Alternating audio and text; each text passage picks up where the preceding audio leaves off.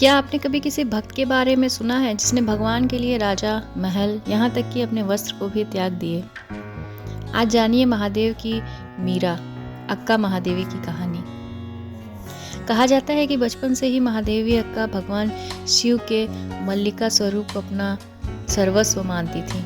उनके हृदय में महादेव के प्रति इतना गहरा प्रेम था, जैसे मीरा ने श्री कृष्ण को अपना पति माना था, वैसे ही अक्का महादेवी ने बचपन से ही मल्लिका अर्जुन को एकमात्र पति स्वीकार कर लिया था।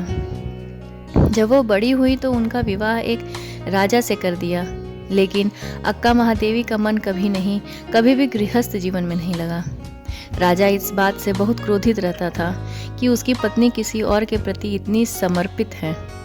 जब भी राजा उसके पास जाने का प्रयास करता, अक्का महादेवी स्पष्ट कह देती, मेरा केवल एक ही पति है, महादेव, और मुझ पर अधिकार भी केवल उन्हीं का है। कुछ दिन ऐसे ही बीतते गया।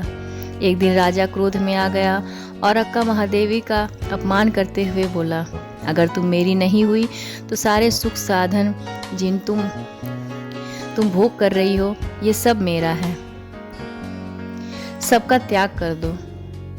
अक्का महादेवी ने शांत स्वर में कहा, मैं इन सभी सुख साधनों का त्याग करती हूँ।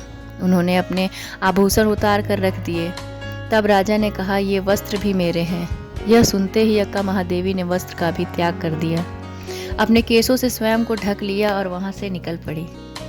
इसके बाद जंगलों में भटक कर तपस्या की और अंततः श्रीशैलम पहुंची। वहीं मल्लिका अर्जुन ज्योतिर्लिंग के पास एक गुफा में रहकर कठोर साधना की। यही उन्हें अक्का कहा गया, जिसका अर्थ होता है बड़ी बहन। तब से अक्का महादेवी के नाम से जानी गई।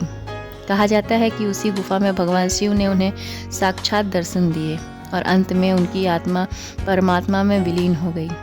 आज भी श्रीशैलम की उस गुफा में उनकी समाधि है, जहाँ साधक एक अलग ही दिव्य ऊर्जा और गहरा आध्यात्मिक संबंध महसूस करते हैं। अक्का महादेवी उन महान भक्तों में से एक थी जिनकी भक्ति से भक्त और भगवान में भी कोई भेद नहीं रह जाता। अगर आपको ये कथा पसंद आई हो तो चैनल को लाइक, शेयर और सब्सक्राइब ज़रूर करें। मिलती हूँ अगली कथा में। हर हर महादेव।